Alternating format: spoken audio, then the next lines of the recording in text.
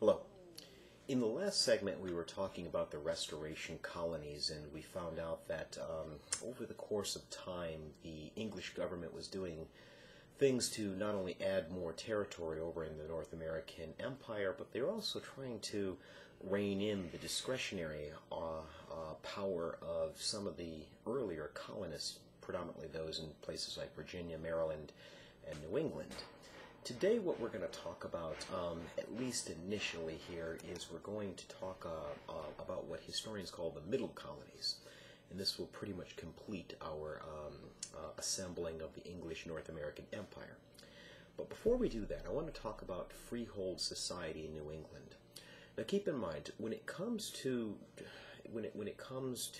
why people were coming over, at least in the initial stages, New England really is kind of the oddball out. It's different than the other, colonists in the South who are primarily coming out of economic incentive.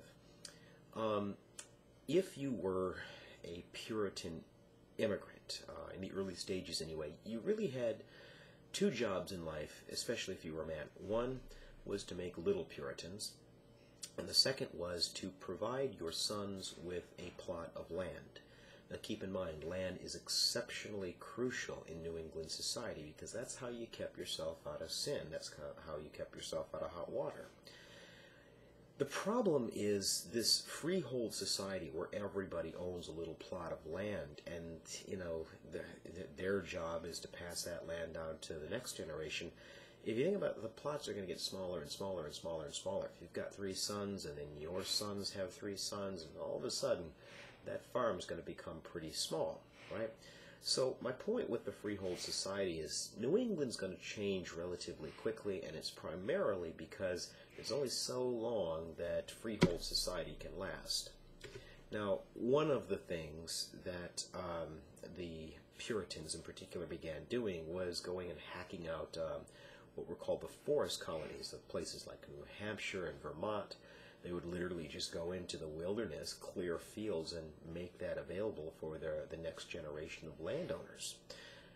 It's going to work for a while, but again, you're talking about a limited area, and you're also talking about a population where part of your duty in life is to produce children. It is only so long this is going to last. Now, where I'm going with this is you're going to begin to see New England society change relatively quickly, and it's going to become a very diversified economy. Now, whereas agriculture was really a staple in New England society early on, you are going to see the emergence of pre-industrial industry, if that makes any sense. What do I mean? I know that's a confusing concept, industrialization, right? Well, what I really mean is the rise of what you and I would think of as the crafts. The butchers, the bakers, the blacksmiths, the metal workers, people of that sort, shoemakers. That's another really good example that I'll come back to over the course of the semester. But anyway, when I say pre-industrial, I mean that this is before the Industrial Revolution hits America's shores. And so when I'm talking about these craftsmen producers, I'm generally talking about people that produced out of their home. Again, I'll take you back to the shoemaker. Every shoemaker in the New England area produced shoes in what was called his 10-footer.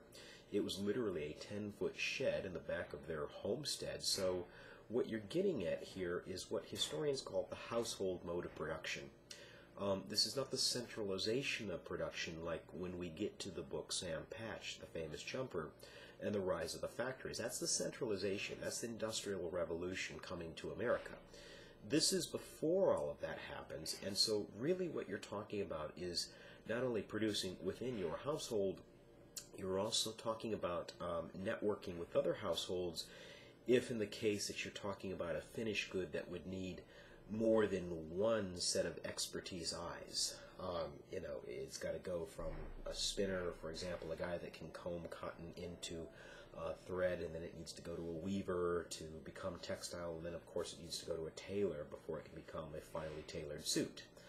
That's all being done on household to household to household basis instead of raw cotton comes in and over here and then out there go shirts. Okay? Hopefully that makes sense. what it's also going to do in New England is it's going to lead to urbanization. And so you're going to see the rise of cities like Boston, places like Salem, and other places that are becoming centers of commercial trade, let's just call it that, economic activity, okay? Now, what this household mode of production and urbanization, the development of cities, what it's really going to do, and this is important, it's really going to begin to loosen that Puritan grip on society. Now, back in the 1690s, we were talking about the Puritan Church having almost absolute control in everyday life. Once people began moving off the farm and they began to move away from their parental, guidance, the town fathers, so to speak, of Puritan New England really began to lose their social and political place, and what I mean by that is authority within the Puritan world. Now, the other thing that we're going to see happen is the development of what we're going to call the Middle Colonies, the Middle Atlantic colonies. Now, what was once upon a time New Netherlands, the Dutch Empire in the North Americas, would emerge into the Middle Colonies, and that begins to happen in 1664. It's in that year that, we were talking about this in the last segment, that the English Navy drives out the Dutch for reasons that we've already talked about. But the Dutch had been expelled from North America for all intents and purposes. And what they left behind would be the future colonies and eventual states of New York, Delaware, and New Jersey. And if you think about them in proximity of a map, you're talking about just south of Puritan New England and just north of the Chesapeake colonies, hence the term Middle Atlantic colonies. Now, outside of Pennsylvania, which is really kind of the oddball out before the Middle Colonies, the Middle Colonies are the most diverse collection of colonies in the English North American Empire. The reason being is they weren't English in their origin. I mean, even Pennsylvania itself was English in its origin.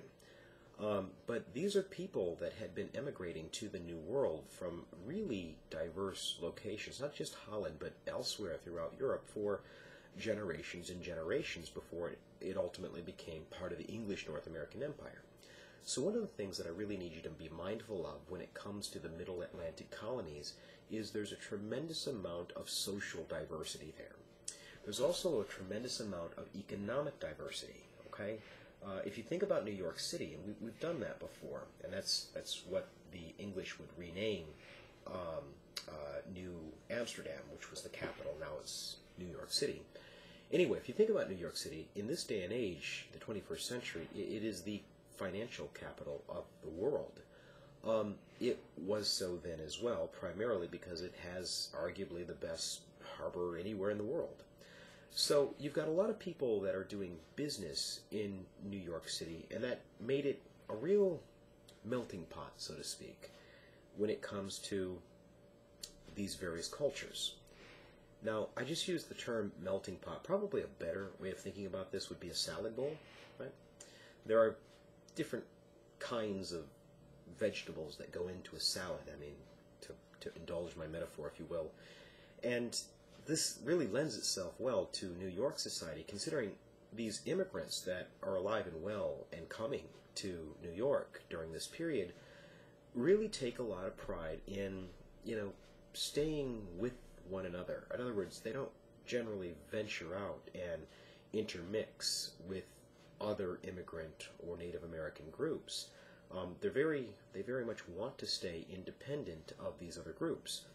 And so therefore you can see why I would use the analogy of a salad bowl rather than a melting pot. Anyway, a good example of what I'm talking about when it comes to cultural diversity that really begins to bleed into political thought would be the case of John Peter Zenger. Now, Zenger, as you might imagine, was a German immigrant that had come to New Amsterdam, and by trade he was a printer. And over the course of time he began to write for a new newspaper called the New York Gazette. And in this around about this period is when he accuses the city or local government in New York of corruption, bribery, and incompetence. And so the city government in New York, they sue Zenger and his paper, saying that he was guilty of libel. So it goes to court, and what the court actually found was these charges, in fact, were true. That the city government in New York was largely incompetent, and there was part of the reason for that, it was largely corrupt. And so where I'm going with this is the dismissal of the Zenger case really, begins to develop the idea of a free and independent press. A terribly important, aspect of any democracy, but especially of American democracy. When Benjamin Franklin insisted that a free and independent press be part of the Bill of Rights, he envisioned it being the eyes and the ears of the people. In other words, when the people vote on something or vote for someone, they need to make an informed decision, and how can you do that if you don't have a press, a newspaper, or in our day and age, a broadcast media that can tell them the daily happenings or the background of various candidates or what one issue or another issue happens to be. So Zenger is really important when it comes to development of American political thought, as are the Middle Atlantic colonies. Now let me end with this. As I said before, the Middle Atlantic was a very diverse collection of people, and that meant that it was attracting people from all across Europe. And generally speaking, these people that are coming on the more later side of things, they're arriving with not as much money, not as much capital as the people that have been here for generations and have already been firmly established.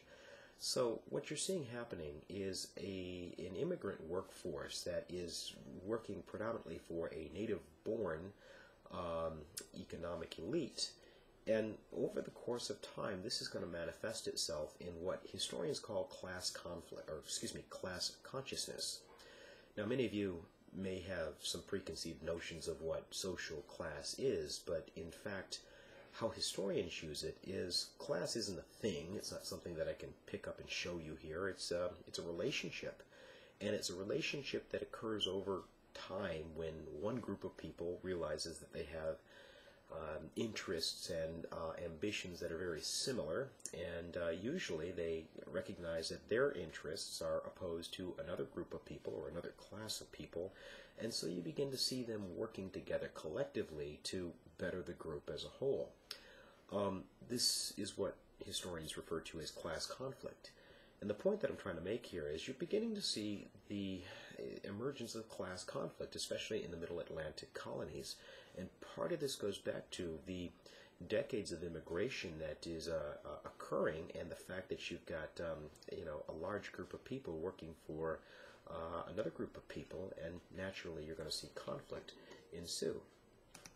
So we've now discussed the major areas of the English North American Empire that I want you to be mindful of, and I'm very hopeful that you can see some political, some economic origins for the development of American political thought.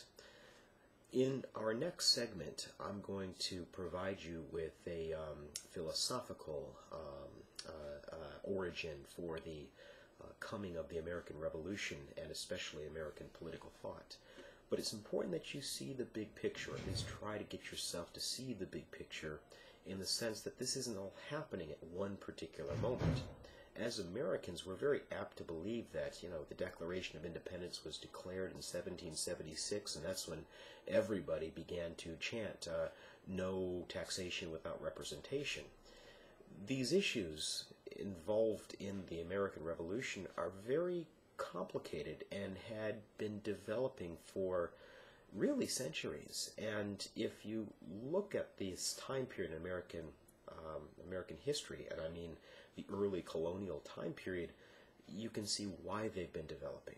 So with that said, that's where I'm going to end now, and like I said, when we come back, we'll be talking about an intellectual and spiritual awakening in the Americas.